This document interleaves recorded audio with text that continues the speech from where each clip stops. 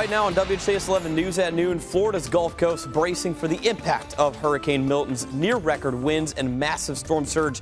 We're timing out what's expected for the Florida area, and I'll let you know who's exactly in that bullseye in a few more minutes. 3 people are dead after a medical helicopter crashed in northern Kentucky. What we've learned about the victims. And new developments in the Jamie Knoll case, why his wife and daughter may be spared from trial.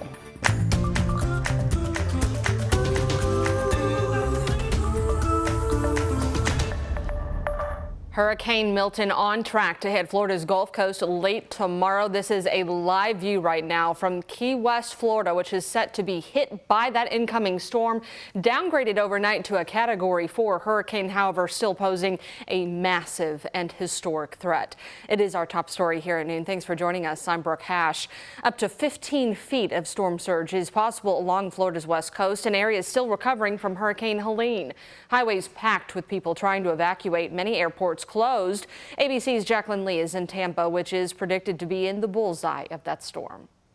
The mass exodus from Florida's Gulf Coast is underway, with Hurricane Milton exploding into what some officials are calling the storm of the century. We must be prepared for a major impact to the west coast of Florida. Rianne Ramirez and her family driving for 8 hours to leave Florida, double the time it would normally take them. It is bumper to bumper to the point where we were standstill, not moving for an hour at a time. Long lines at gas stations, people trying to fuel up. There is no fuel shortage.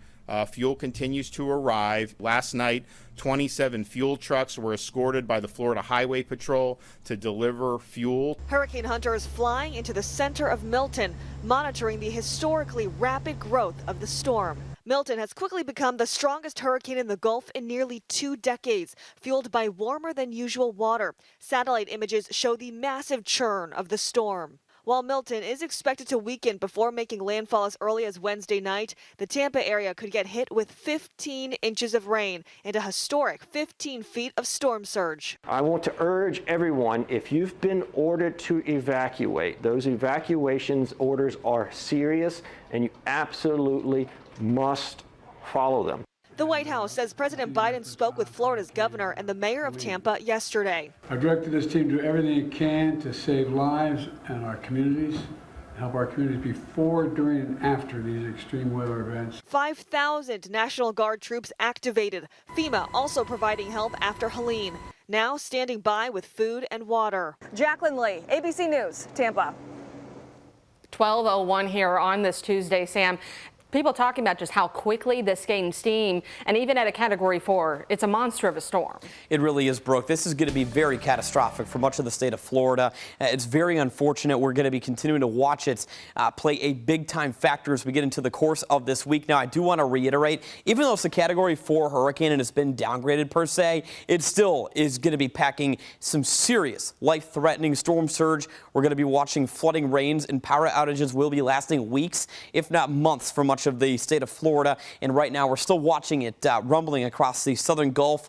Wind of 150 miles an hour with it moving north and east around 10 miles an hour. And with time, it's going to march its way right along that Tampa, Florida area. Just north of Fort Myers right now is where the estimated landfall will be taking place from Milton. Now, the model trends lately have been kind of shifting it a little farther south with this landfall, so likely in Tampa, if not just south of the Tampa Bay area. But again, this situation will be very serious and something we're going to be watching around the clock and keeping you posted.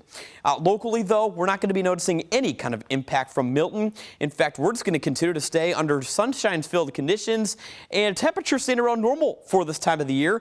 Earlier this morning, we did start off the day in the 40s, and so far we've been managing to make it into the middle to upper 60s. Off to the south and east right now, Springfield at 70, Frankfort 64, and Seymour sitting at 64 as well. So there's your hour-by-hour planner today. Looking to be hitting 74 in Louisville for the high temperature right around 5 p.m. And in a few more minutes, I'll be talking more about Milton and how far south that hurricane is going to be staying, as well as just nothing but sunshine for us days to come. The full forecast in a few more minutes. More than 700 flights have been canceled today as the country braces for Milton. According to FlightAware, a strong majority of those flights involve going in and out of Florida. The site shows at least 1,500 flights have already been canceled for tomorrow when Milton is set to make landfall. And as the Southeast prepares for Milton, a brewery's headquarters is still trying to pick up the pieces left after Hurricane Helene. Highwire Brewing's original location in Asheville, North Carolina was destroyed in that storm. Look at those photos there. The brewery's 10 other locations are doing what they can to help out the business, and that includes the tap room right here in Louisville. Local general manager Kyle Colvin told us people have been bringing donations to help, but say the road to recovery is far from over.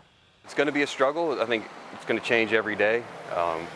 If we're not going to be making new product for a while, so we're hoping, first thing was everybody was safe, and now we're just waiting for it to be safe enough for us to go in and clean up, and we're waiting for water and electricity in a lot of locations, and but it's going to be a long road.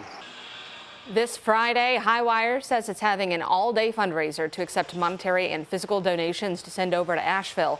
That location is on Baxter and it opens at 3 p.m. Louisville firefighters aren't sure what caused an apartment in Old Louisville to catch fire this morning. It happened before 10 at York and 2nd Streets. Crews found that fire on the 5th floor and immediately began rescuing those in need. Our companies did an amazing job getting in there very quickly. From the time of that first 911 call to within 15 minutes, we had one patient going to the hospital. We had the fire knocked down. We had multiple rescues out of the apartment building. LFD said more than 40 firefighters responded. The arson unit will be investigating the cause. A JCPS student shot more than a week ago during a high school football game has died. Metro Police said the 17-year-old died shortly after 2 o'clock this morning. He was shot during the PRP male high school football game on September 29th. Another teen was also hit by gunfire at the time, but expected to survive. And at this time, police say there have still been no arrests in the case. They're asking anyone with home video, whether it's surveillance in the area, to check them for any suspicious people or activity. If you have information that may be of help, you can call the anonymous tip line at 574-LMPD. Metro Police are also investigating a deadly shooting in the Park Hill neighborhood on Dumenil Street near Dr. W.J. Hodge. 2 people, a man and a woman, were found shot inside of a home around 8 o'clock last night. We're told the woman died at the hospital and the man was rushed into surgery. If you have any information about this shooting, again, that anonymous tip line is 574-LMPD, or you can use the online portal. 3 members of an Air-Evac team died in a helicopter crash last night in northern Kentucky. It happened around 6 p.m. Monday in Owenton, about an hour and a half northeast of Louisville. A spokesperson for Air-Evac Life Team confirmed the 3-person crew based in northern Kentucky was on its way to pick up a patient. Owen Electric Cooperative said the crash knocked out power to part of the county, but it's since been restored.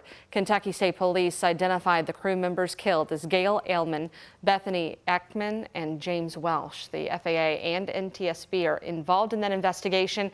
A preliminary report is expected within 30 days. This is the second deadly Air-Evac crash this year. Back in January, a 3-person crew based out of Oklahoma died in a crash after completing a patient care transport.